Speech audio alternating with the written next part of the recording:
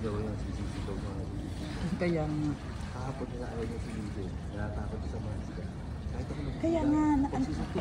Kasi nga nakagagal siya. Yung goggles niya, malinaw na malinaw. Ang linaw pa naman ng tubig. Ang dami nga daw fish. Sabi niya natakbo nga eh. Mami, dami fish. Doon sa beach. Ang galing na nga.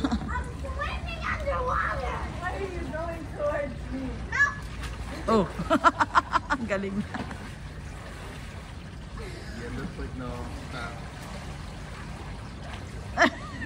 Kulit ng puwet. Oo. Inahawakan ata niya yung ilalim. Ganda oh. Nandito kami sa rooftop. Tapos yun yung mall.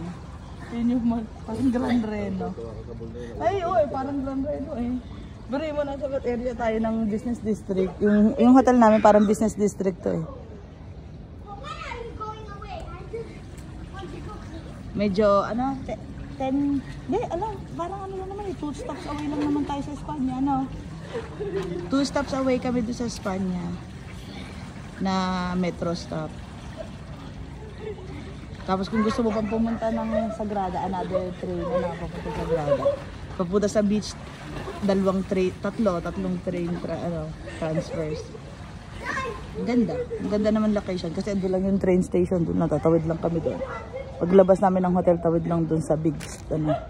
Tapos by taxi on the way here from airport, parang 10 minutes na, 8 minutes by taxi.